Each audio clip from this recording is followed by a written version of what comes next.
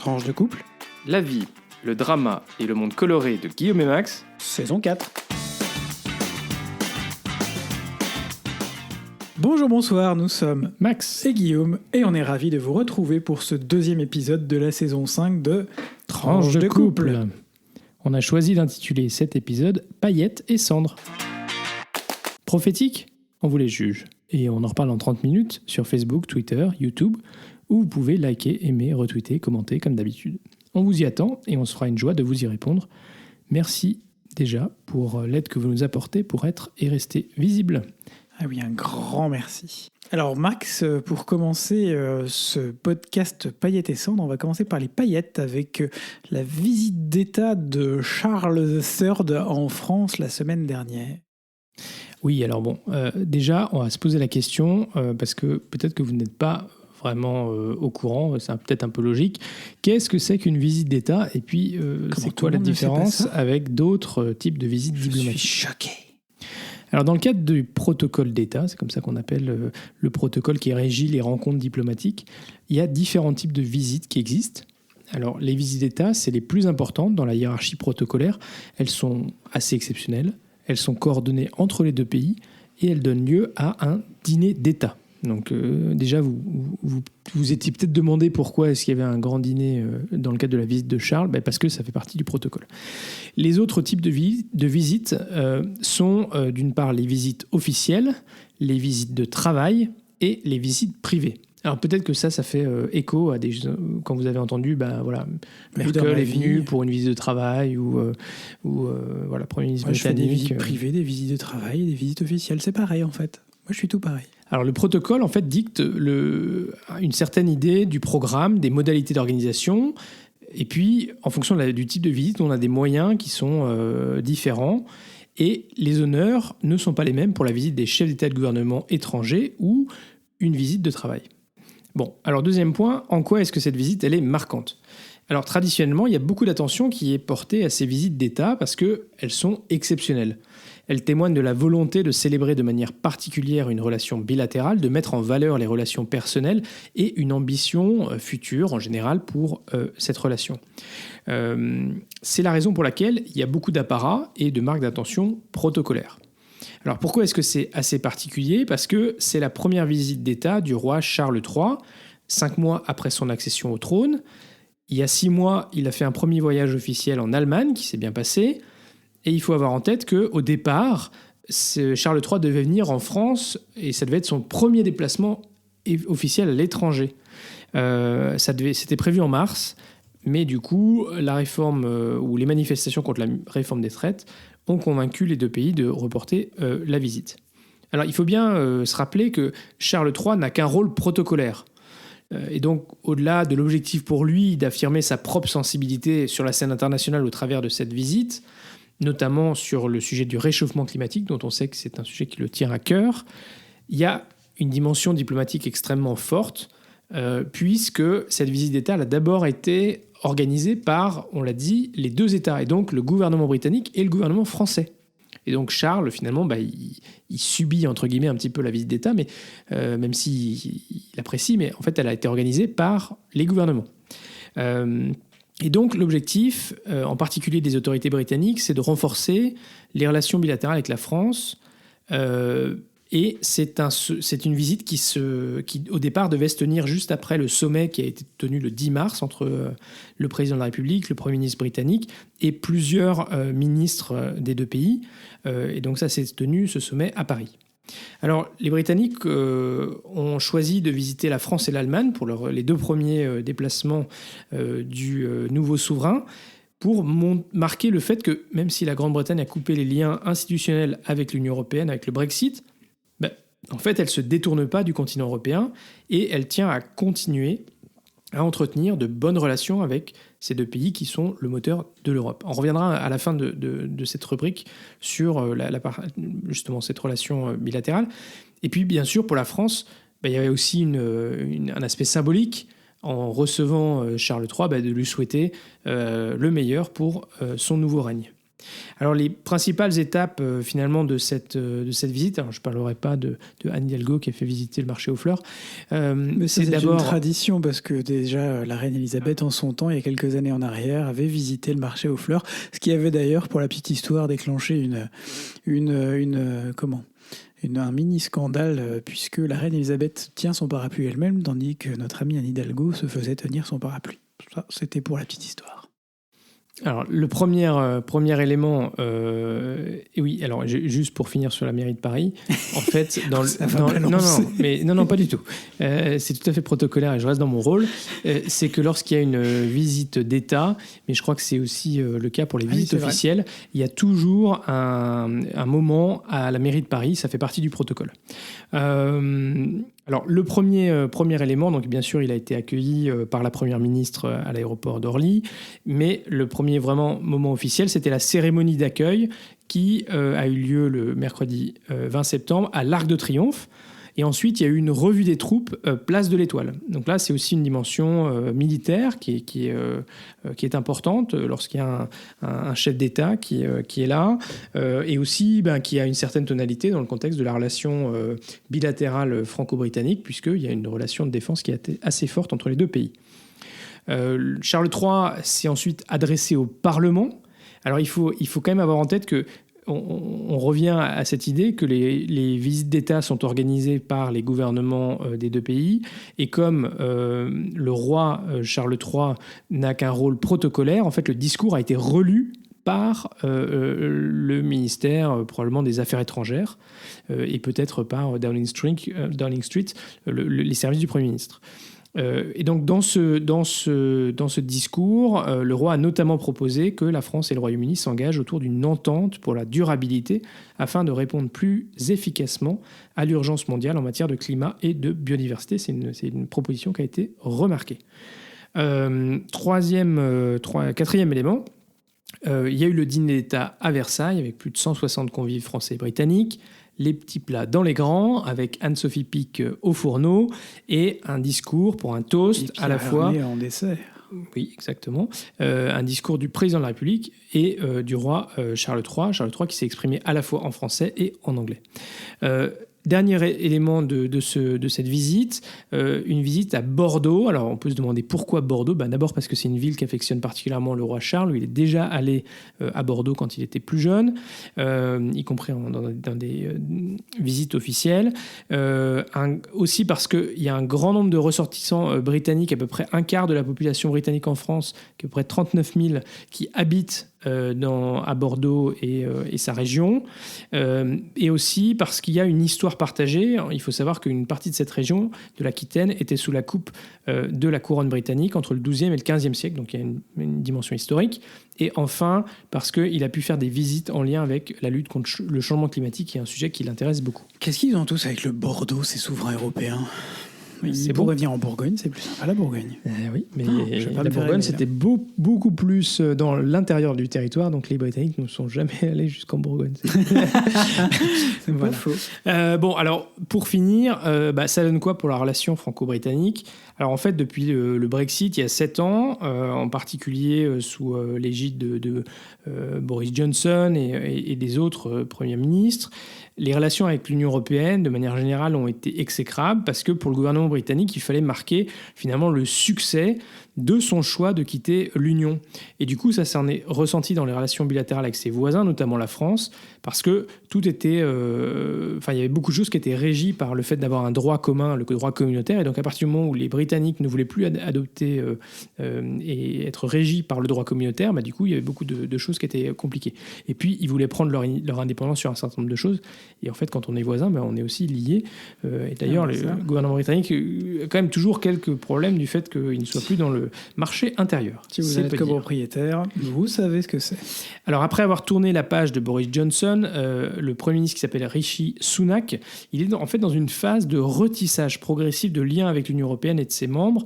On a vu au printemps un accord entre l'Union européenne et le Royaume-Uni qui s'appelle l'accord de Windsor, qui permettent de résoudre le différend sur la mise en œuvre de l'accord Irlande du Nord-Irlande. Et puis, en septembre, il y a eu un accord qui a été assez important parce que le Royaume-Uni a signé un accord avec l'Union européenne pour rejoindre le programme Horizon de coopération au niveau européen en matière de recherche et d'innovation. C'est un programme que les universités britanniques en particulier apprécient beaucoup. Le fait de ne pas avoir réussi à négocier la participation à ce programme, c'était un grand problème pour tout le secteur scientifique britannique. Sunik a même décidé d'accueillir en 2024 une réunion de la communauté politique européenne. Vous savez, cette initiative dont on vous avait parlé dans la dernière saison, qui est le fait de la présidence française, d'Emmanuel Macron en particulier, pour proposer un cadre de discussion qui soit plus large que l'Union européenne et qui permette d'associer en particulier le Royaume-Uni, puisque le Royaume-Uni n'est plus dans l'Union européenne. Alors, ça ne veut pas dire que le Royaume-Uni est prêt à revenir dans l'Union européenne, hein, même si sa population est en majorité en faveur, en tout cas regrette le choix d'être sorti de l'Union européenne aujourd'hui, 7 ans après. Et ça ne veut pas non plus dire que tout se passe bien et que tout est rose, mais en tout cas, il y a clairement une volonté politique de retisser ces liens. Et depuis le sommet bilatéral de mars, et sous l'impulsion de Rishi Sunak, la relation avec Paris est plus harmonieuse et cette visite d'État va continuer à aider. Elle a d'ailleurs été très bien perçue au Royaume-Uni par notamment la presse britannique. On pourra vous mettre quelques liens d'articles sur nos réseaux. Voilà, alors maintenant Guillaume, tu vas nous parler d'une autre grande échéance qui a eu lieu cette semaine et qui est aussi importante pour nous parce que ça résonne pour nous. Alors Guillaume, tu nous parles de la visite du pape François à Marseille. Alors oui, un autre sujet qui nous tient à cœur, ça va encore être un sujet long. Je suis désolé, aujourd'hui on a beaucoup préparé notre podcast. Paradoxalement, on l'enregistre à des heures complètement indécentes, dans un état de fatigue complètement indécent. Donc déjà, excusez-moi, excusez-nous si jamais on blafouille un peu. Mais sur ce deuxième sujet, qui sera un sujet un peu Union européenne, mais pas que, vous allez le voir, je vais vous parler de la venue du pape François à Marseille. Une visite symbolique par un pape symbolique, et dans une ville symbolique. Alors, pas question de couvrir tellement la partie diplomatique, cette fois-ci, de la visite de François, déjà parce qu'on vous en a déjà parlé, de l'outil de soft power qui est la diplomatie vaticane, même si elle perd quelques plumes depuis quelques années, dans l'épisode 14 de notre saison 2, si jamais vous voulez y revenir. Ah ouais, c'est le moment.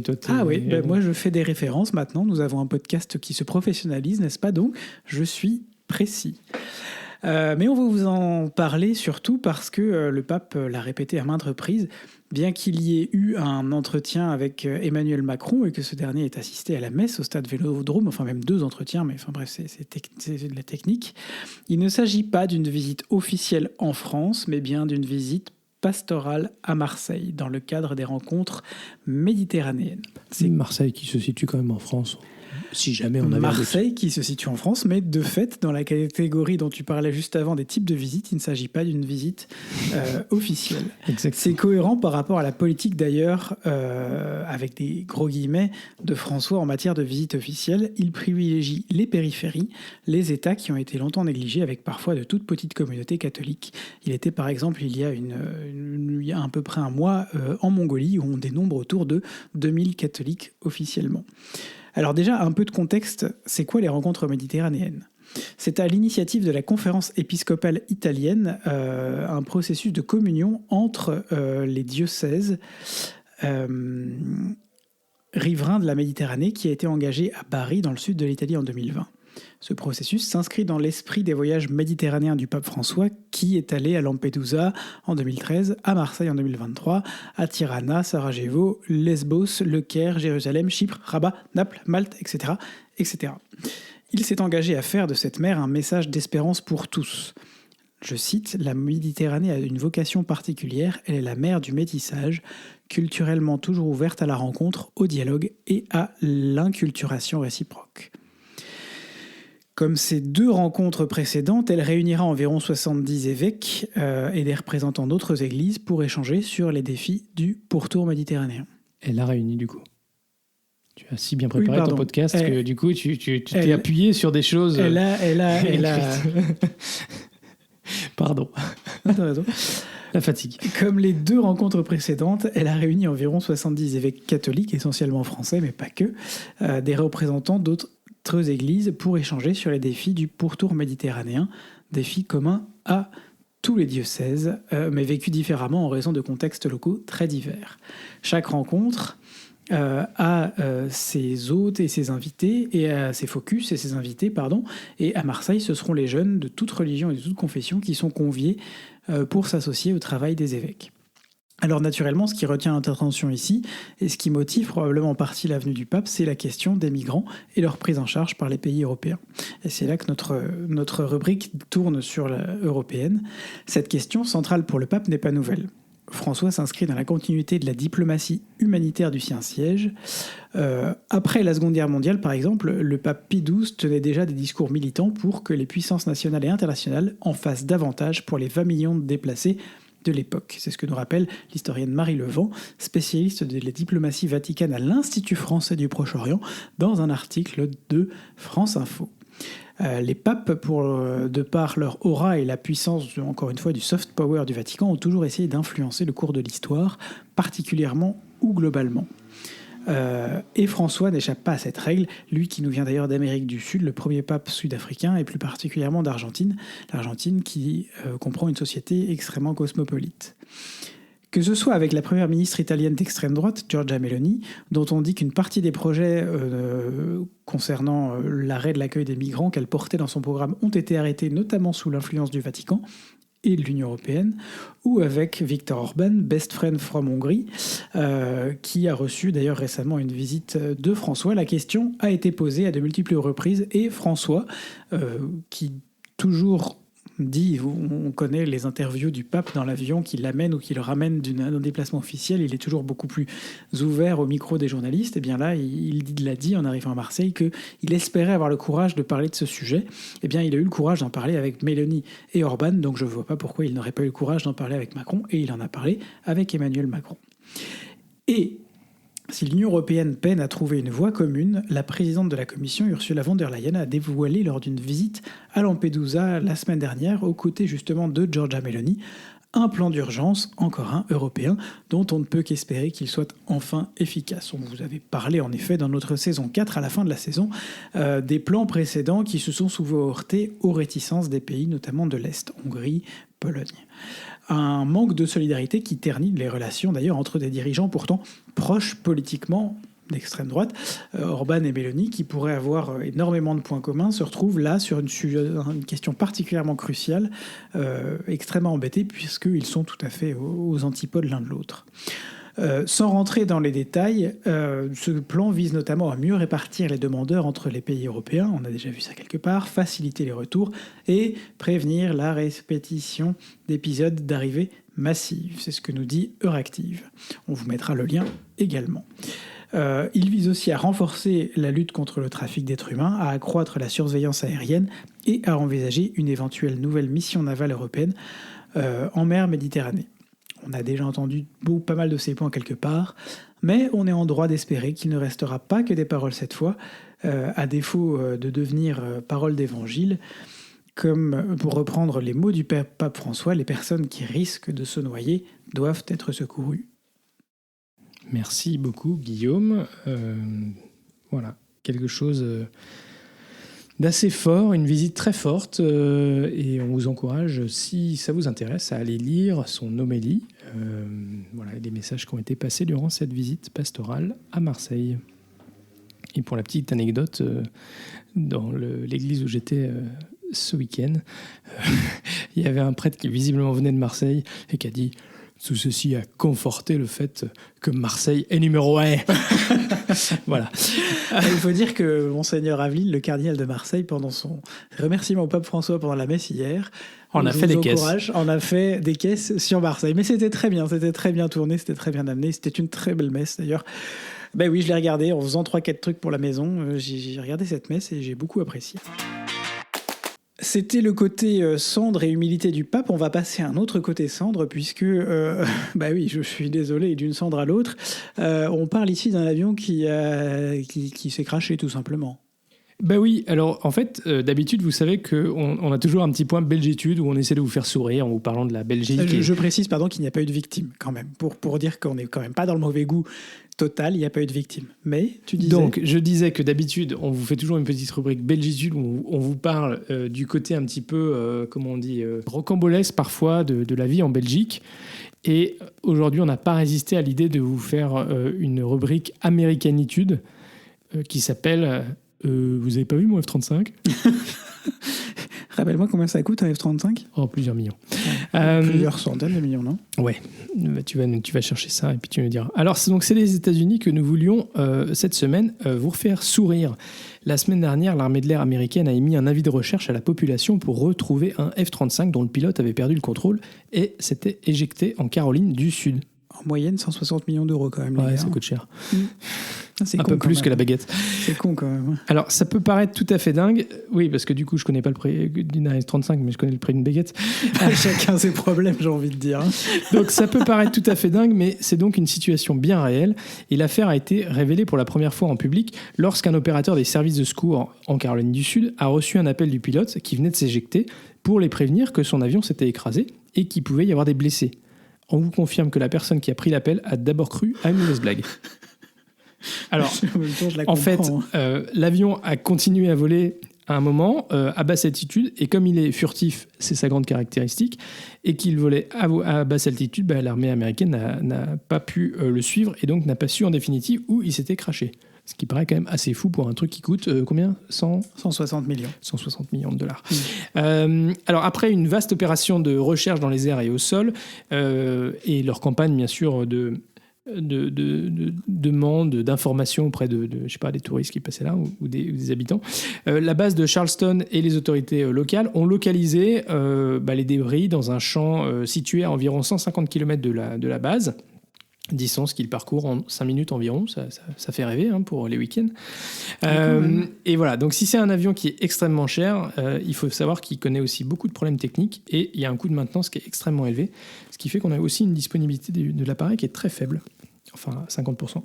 Pour un truc qui coûte la peau des fesses. Voilà, mais néanmoins, les Américains ont prévu d'augmenter encore jusqu'à près de 2000 appareils, donc ils vont payer encore bien cher. Oui, puis il nous est arrivé de faire des appareils qui coûtaient très cher aussi et qui ont mis du temps à être opérationnels chez nous aussi. Ils sont formidables. Formidables. Alors on passe à la rubrique Vite Coupe, Guillaume. Ah, nous c'était paillettes ce week-end, clairement. Strass et paillettes, enfin surtout le week-end dernier. Strat et paillettes, oui pardon, le week-end dernier. Oh, je suis fatigué. Strass et paillettes, le week-end dernier, on a fait, vous savez, on a repris notre petite... de faire un week-end à Paris 1 ou 2 fois par an et puis de faire plein d'activités à Paris. On l'avait fait au mois de juin, on avait vu plein d'amis. Et bien cette fois-ci, on a fait un week-end où on a profité de la famille. Et puis on a aussi quand même fait 2 chouettes sorties culturelles. Une sortie complètement paillettes avec... Drag Race. Oui. On a été voir le show de la saison 2 de Drag Race. Il faut savoir que après que la finale a été diffusée, comme ils l'ont fait lors de la première saison, l'ensemble des candidates donc des drag candidates de la saison, plus Nikki, font un show en tournée dans toute la France. Et donc là, ils étaient encore à Paris. Ils ont tourné, je crois, 2 semaines à Paris. Et il y aura des dates supplémentaires en plus parce que ça a vraiment super bien marché. Et donc, c'était au Casino Royal. Et donc, on a été voir une soirée Drag Race. C'était vraiment très, très chouette. Et donc, en gros, chaque reine a pu faire un moment de lip-sync et de chant. D'ailleurs, il y a une partie des chants qui étaient chantés et pas seulement lip-syncés. Voilà, chacun dans son univers. Et c'était une soirée très très sympa qu'on a pu d'ailleurs partager avec ta maman, Cécile. On vous embrasse. Eh oui, elle a vu l'ambiance Drag Race. Elle n'avait pas regardé la saison, et elle va regarder maintenant la saison. Enfin, elle a dit qu'elle le ferait cet hiver, mais... voilà, on a passé vraiment une chouette soirée. Et puis voilà, on a nos chouchous aussi, on va pas se mentir. Sarah Peach, Sarah Forever. Kiona était pas mal. Kiona était chouette aussi. Quand même, faut reconnaître. Ouais, mais voilà, on a quand même passé. C'était une chouette ambiance et puis c'était une bonne soirée. Ah, il y avait de la gaieté dans cette soirée. Il y avait de la gaieté, oui. Alors, deuxième élément de ce week-end extraordinaire, c'est Guillaume qui l'a organisé, parce que c'est moi qui, quand même, je vais le dire, c'est moi qui étais à l'origine de cette idée d'aller voir la soirée cabaret Drag Race. Voilà. Alors, moi, j'étais à l'origine de l'idée d'aller voir l'exposition Harry Potter à la porte de Versailles. Voilà, chacun son kiff. Hein. Moi, je veux dire, je juge pas. Hein. Non, mais d'ailleurs, je dois quand même te dire que tu as des neveux et nièces qui auraient bien été voir cette expo et qui du coup l'ont découvert trop tard puisqu'elle se termine, je crois, le 10 octobre. Et donc, c'est voilà. Dommage. Eh oui. Mais c'était une chouette expo. Alors raconte-nous un petit peu cette expo immersive.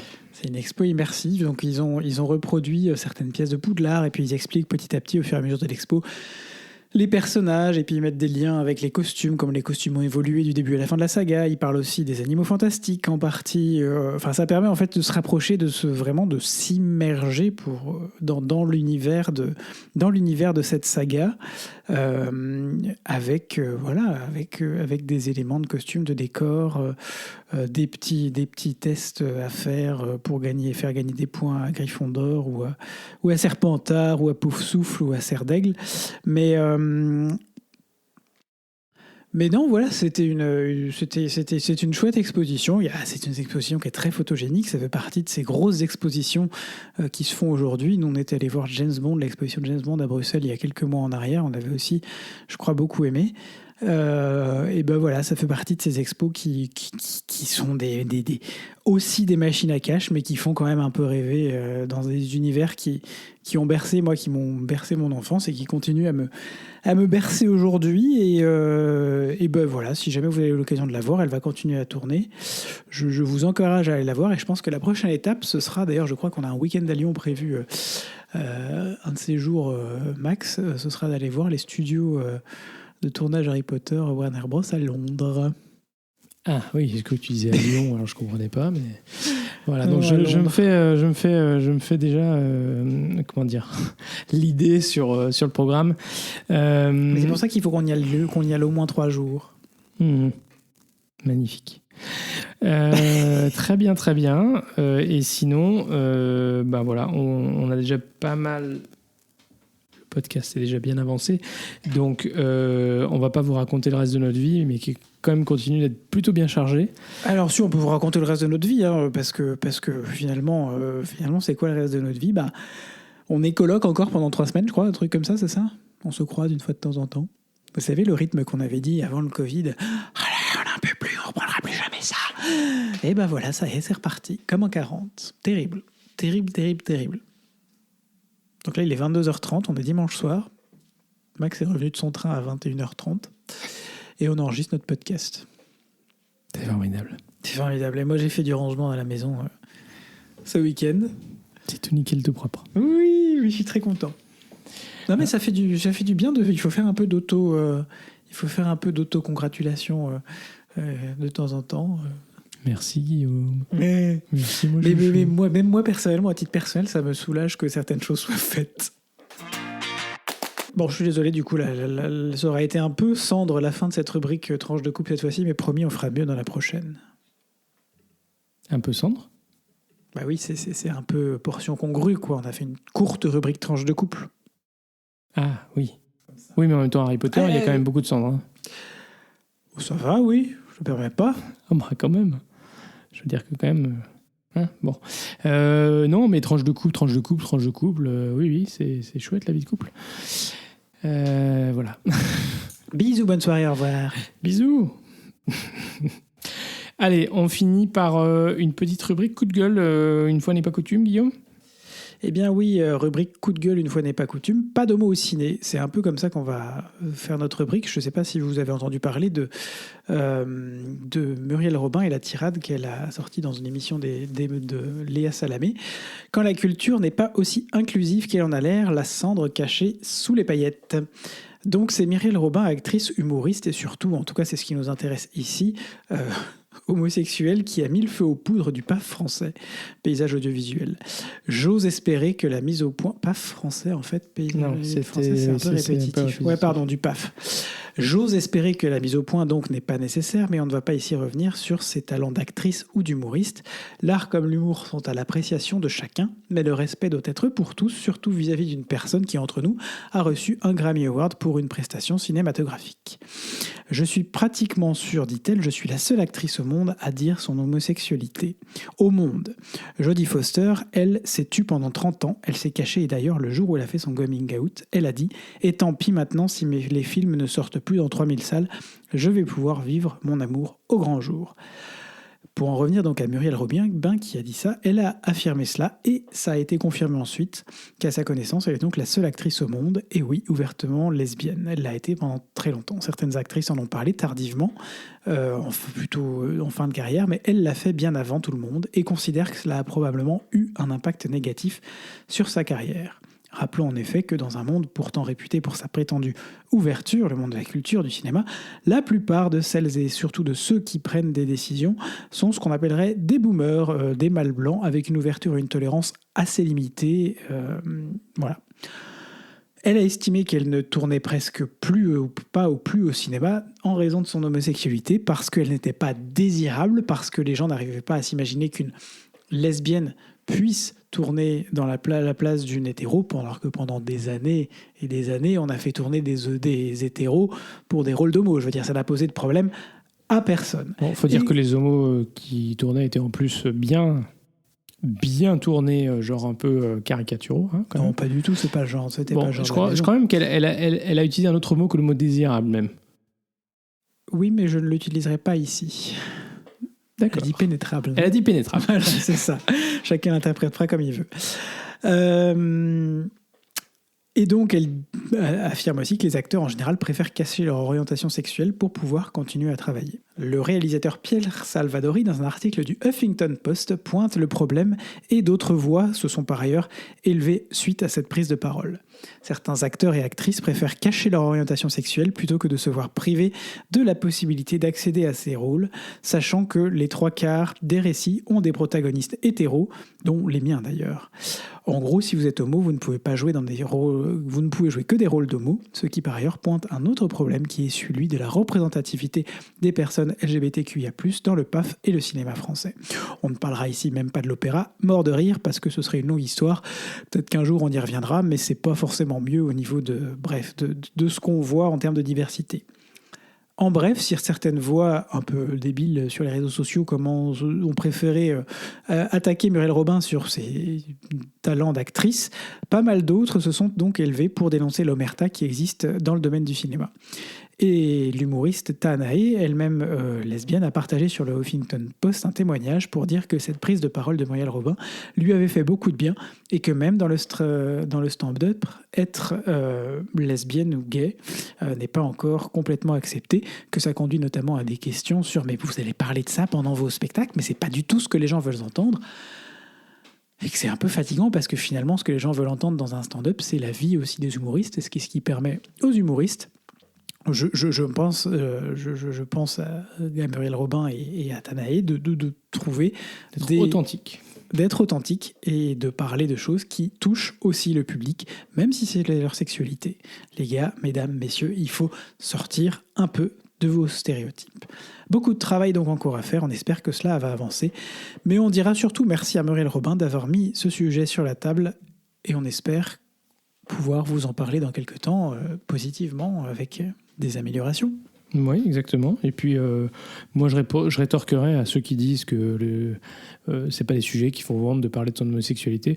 Moi, écoute, quand je vais écouter un comédien hétéro qui me raconte les déboires de sa vie de couple hétéro, ben en fait, je peux quand même rire. Donc, je vois pas pourquoi ça marcherait pas dans l'autre sens. Absolument. Et bien voilà, c'est déjà la fin de ce 2e épisode de la saison 5. Si vous êtes arrivé au bout, bravo et merci. On est très heureux de vous compter parmi nos auditeurs.